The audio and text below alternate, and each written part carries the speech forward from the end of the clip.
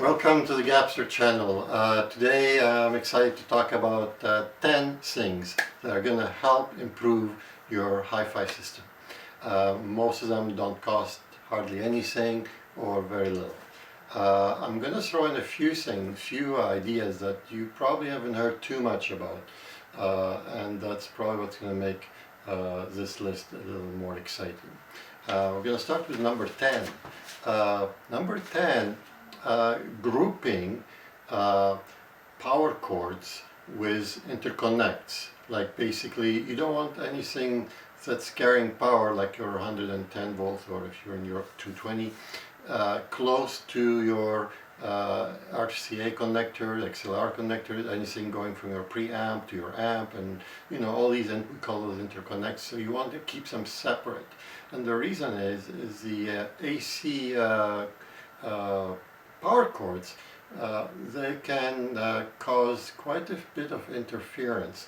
I will be doing a separate video on those, and so if you have, if you're still using one of those black, traditional cables that come with every component nowadays, do yourself a favor and get rid of them. They're not extremely horrible, but they're bad, especially when they're closer to other interconnects. If you test these with a tester that tests for ME and electromagnetic fields, you're going to find a huge amount coming out of those. You put that besides your very expensive interconnect, and you've wasted all that money for nothing. So if you have a huge spaghetti wires behind your system, do yourself your favor, and you can have spaghettis, but have two spaghettis, one for power and one for interconnect, away from each other. The other thing that leads us to number 9 is to get clean power to your system. So clean power, how do you get clean power? Well, you want to avoid running your hi-fi system on the same circuit where a lot of the other things in your house running on, like your TV, for example. And the worst enemy is basically those little adapters. We call them switching power supplies. It's not a good, switching is not a good thing, because they can cause havoc in your system, and they create so much pollution on your line. Basically, none of these should be anywhere near your hi-fi system or anywhere on the same line, let alone your house if you can. It's hard these days. Pretty much everything you buy comes with one of these, but at the very least, keep them away from the same line that's running your hi-fi system. If you can't afford, you're renting a place, or you don't want to get a dedicated line, at the very least make sure that the line you're connecting to is not connected to other things in the house, like some of these. Sometimes I have to do like a little extension cord to get one from slightly, a wall a little bit further away, and you can test those. Just turn your breaker off and see what's supplying that same line that you're connecting your hi-fi system to, what other things are being turned off, and that gives you a clue what's being powered by those. And so you want to keep it as simple and just dedicated to your system. And if you have one of these, please don't use linear power supplies. A little more expensive, but they are worth it, especially nowhere near your system. Number 8. So number 8, what can we say? Sometimes you listen to your system and it sounds like crap, and sometimes you listen to it and it sounds good. And you sometimes wonder why. There's a couple things. A, what time you're listening to it.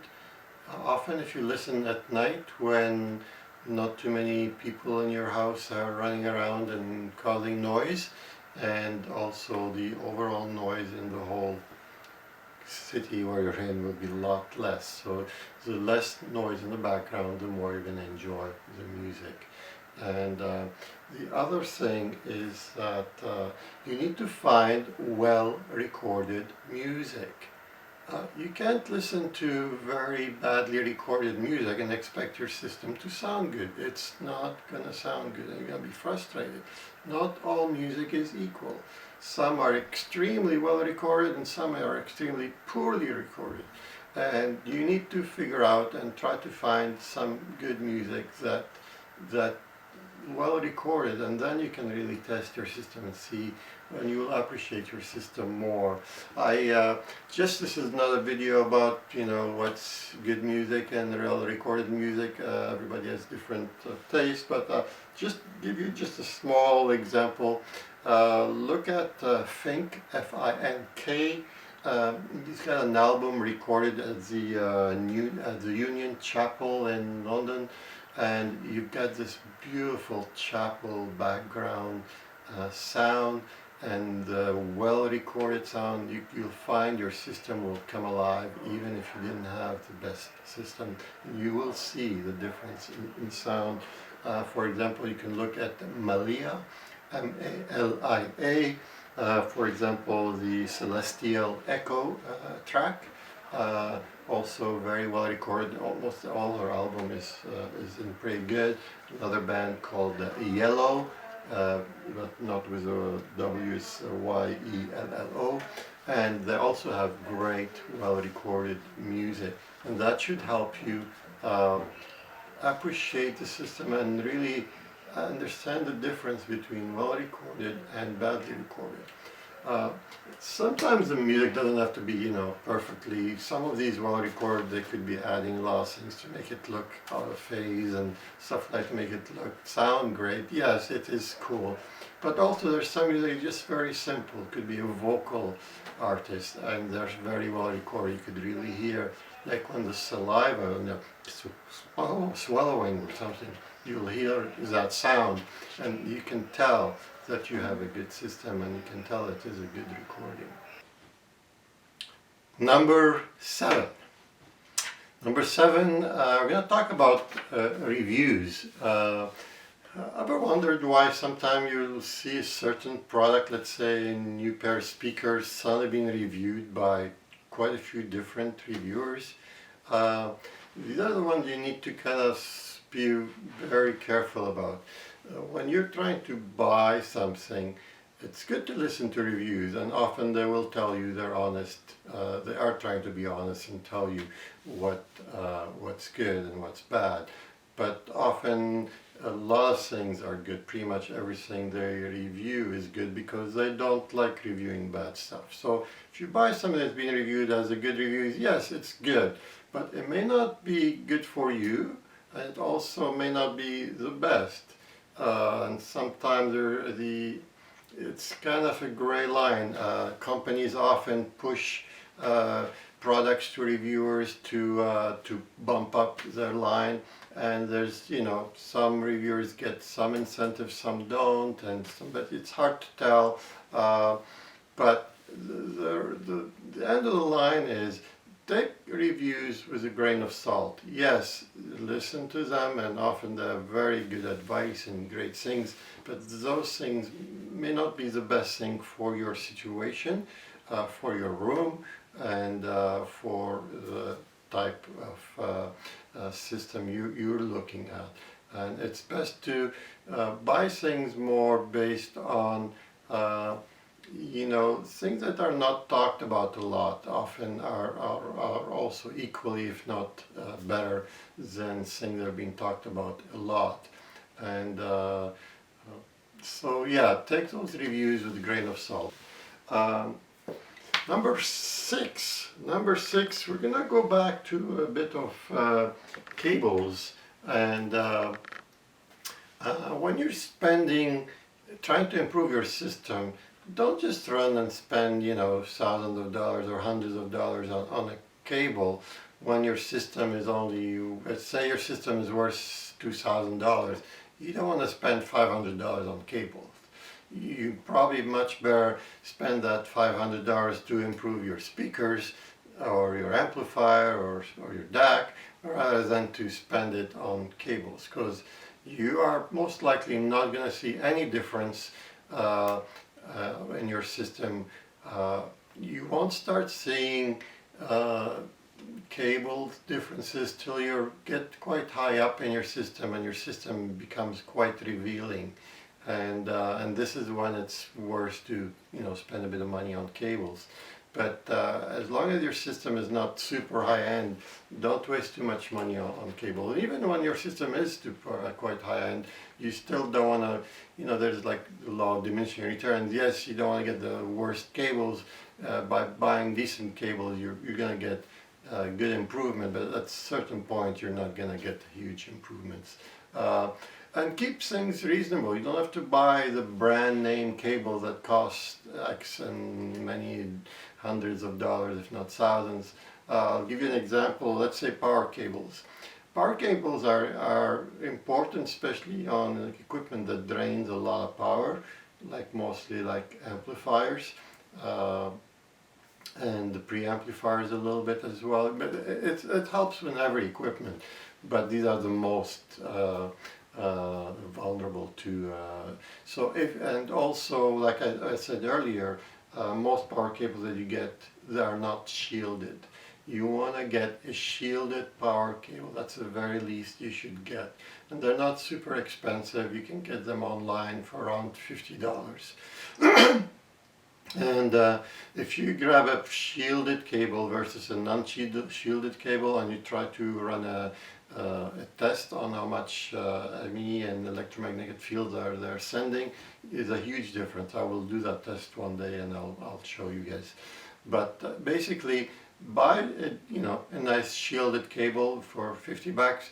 You'll do your system really good.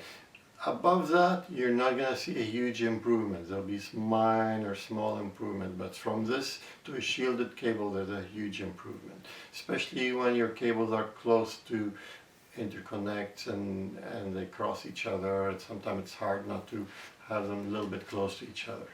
So very important, shielded power cables. Number 5. If you need to upgrade your system, let's say you want to upgrade your DAC, for example, or your amplifier. Instead of buying the latest and greatest amplifier that was just released a couple months ago that costs $5,000, you can buy the amplifier that was released maybe 3 years ago for like $2,000 used. And think about you were born 3 years behind the time. We don't always have to get the very latest thing. But the moral of the story is, if you do buy that amplifier that cost $2,000 used, but still in pretty good shape, it's only 3 years old, all the caps should still be good, and you try it in your system, you play with it, you have fun, and then a couple months later you feel like selling it, you're going to recover your money back, pretty much all of it. You might lose a couple $100 or even make a couple $100, but you're not going to lose hardly anything. Versus you buy a brand new amplifier and somehow you're not too crazy about, now you're selling it, now you're going to lose a couple of grands, if not more, on just by owning it for a short period of time. And by buying good used equipment, you could keep changing and experimenting and enjoy the hi-fi world without really spending a lot of money every time you change. It's a pretty linear, if we can say that, change from one system to the other without spending or losing too much money. Yeah. So that was number 5. Let's see. Number 4. Number 4, matching amplifiers and speakers in the room. These are 3 things, and they have to have some synergy between them. For example, you can't have a small bookshelf speaker in a huge big room. It's not going to sound good. You're not going to get any bass. It's going to sound pretty bad. You're going to hate it. You can't, for example, run speakers that are not very efficient on a tube amplifier that is linear and only have like 5 or 6 watts or 10 watts output. It's not going to work. You kind of need to respect the equation. And let me show you one quick sample here.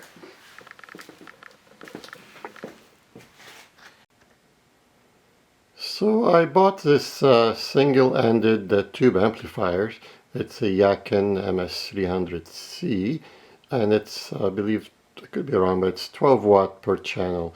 And trying to run them on not highly efficient speakers. These are some Infinity Preludes from a while back, and the sound was okay. It was okay. It was very lean on the bass, and I didn't, it wasn't super exciting. Does that mean that this amplifier is bad, or the speakers are bad? I know the speakers are not bad, and the amplifier can't be that bad, but you kind of want to run this amplifier with high efficient speakers, and you might find that it's gonna work really good. On the other hand, the one next to it, also a tube amplifier, but this one is not single-ended, and it's about 40 watt per channel, probably a little bit over-exaggerated, but close to that anyways. But it runs on those speakers very beautifully, and it sounded wonderful. So yeah, just make sure what you're matching with. Also, let's say you're buying a set of speakers. So you have a big room. Okay, I'm gonna get a nice, full speaker there, basically standing, and they've got 3 drivers. Have a close look about what size are the drivers, especially the woofer. If your woofer is only 6 inches or something like that, you're not going to have a lot of bass. You probably will have some, there's exceptions, but in general, it's not going to be the same as, let's say, a 12-inch woofer or 10-inch woofer. So if you have a large room, make sure that the speakers you're buying have some decent size woofers that are going to help you fill that room. And or the other way around, you're in a tiny, let's say small, small bedroom or small living room, and there's not huge amount of space, and you put in some big tower speakers, they're going to be way too overpowering. You're going to be much better luck with some small bookshelf speakers and maybe a sub tucked away somewhere. So just look at your room and look at the size of your room and decide really what's the best speakers to buy, and pay attention to the size of the drivers before you commit yourself to buying anything. So we're going to move on to number 3. Yes. Room choice. It's kind of same on the other subject. Room choice is decide where, if you have a choice, unfortunately we don't have a choice. Very often that's the room you're going to get, or that's the room you're allowed to get, but you try to make the best of it. But if you do have a choice, try to get a room that is not too very odd shaped, that kind of, you don't have like a wide open space on one side and the other on the wall on the other side. These are probably the worst. A room that have multiple cavities are going to resonate. You want a room that's somewhat, decent size, and it's got quite a bit of furniture, and that you're not going to have a hard time. Because if you have a horrible room, you're going to have a horrible time trying to get it to work, or unless you're going to spend a lot of time on room treatments and all of that. And also talking about when you get to room treatments, I find the best room treatments first start with whatever you can make it naturally. Yes, you can go and buy all these huge panels and plaster them all over the place. It's not really the best way to go. The best way to go is first put a carpet, put a couch, put a couple of frames on the wall, something a little bit on the ceiling, could be some art decoration, some blinds. And when you start doing all that, then listen to your room. And this, when you exhaust all the natural ways to treat it, then you can add a panel or two here and there. Don't just plaster everything with panels. You can, but at the end you're going to have a room that looks like a panel room. It's different when you have natural furniture. It's just going to look more cozy, more comfortable, and everybody would like that better. Number basically 2. If you haven't, number two, if you have not yet tried tube amplifiers, please do yourself a favor and just try them. You might not like them, they may not be your cup of tea, but all I'm going to say is try them. There's so many inexpensive tube amplifiers that you can get, and they're extremely good, that you might change your life and you never look at a solid state amplifier again. So let me show you one thing.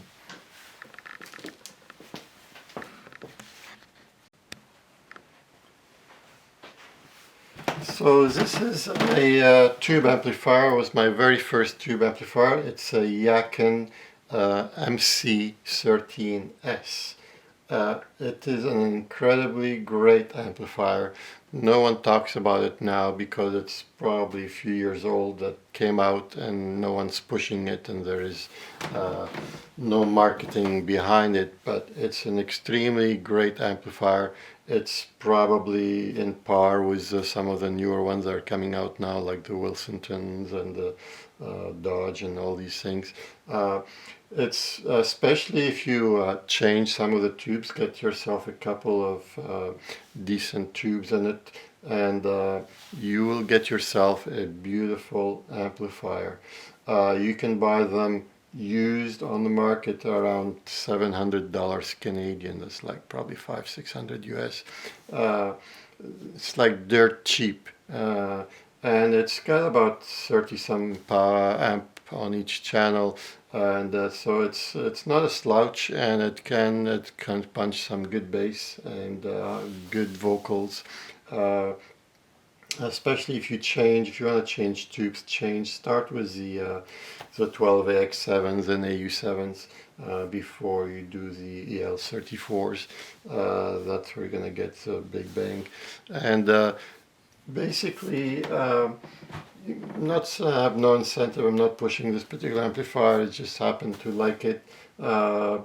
But you can buy it used. You don't like it, like I said, you sell it, months or two later. You're not going to lose a penny, and you have tried tube amplifiers. You can even buy it new. Actually, it's not that much. I believe it's only like $1,000 or $1,100 or something like that. So that was a perfect example of what I was talking about buying used equipment. Like this amplifier, came out a few years back, probably 3-4 years ago, and now no one talks about it, but it's an extremely great product, and you can buy it used, use it for a while, sell it again, let someone else have some fun with it, and but you may not actually, once you buy it, you may not sell it. I've got a couple of them, actually. I'm not selling them.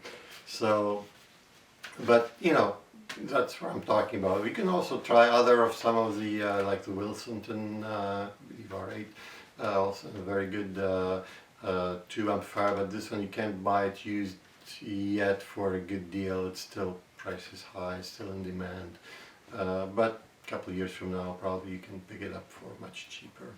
And same, let's say you want to buy DAC or something, buy a used one that's really good, and then try it for a while and then see how you like it, and move on. It doesn't have to be the very latest that just came out, a couple of months ago.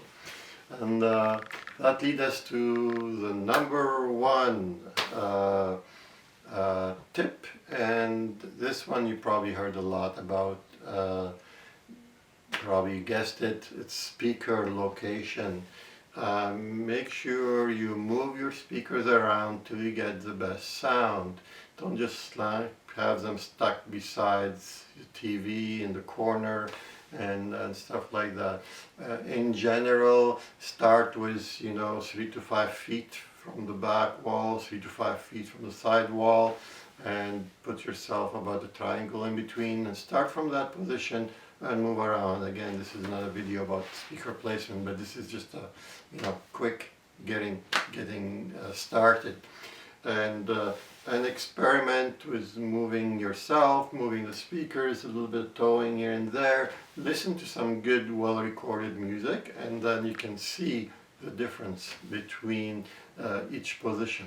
If, let's say, you don't want to have your speakers pulled out so much, or your significant other is objecting about being in that position, a very quick, easy tip is just get a small piece of tape, nothing too big, just a small couple of slivers of tape, tape them on the floor where the speaker is supposed to be, and then when you're not listening to them, you just push them back to where in the corner or wherever you want them to make the room look decent for.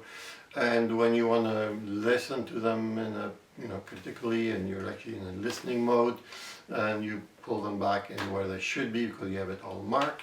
Now you can listen to the music where it is. You get a bit of the good of both worlds. You're happy where you're listening, your significant other is also happy of where your speakers are, and it's not gonna keep your life enjoyable. And this is not a tip, but it's also, you want to enjoy the music. Don't get all so hang on about, oh, gotta change this, you gotta go change that, and the cable on it. At the end, you kind of want to just sit down, relax, and listen to some music. Try experimenting with different music, because they have different sounds and different recording styles and type, and try to see what you like and what works best for your system, and what's your taste are like. I hope I was helpful in some ways, and to you guys, and I'll be recording quite a few more videos after the holidays. I'll be taking a small break, so hopefully we'll see you again soon with some more content. Take care, and please don't forget to subscribe and give me some likes. Take care.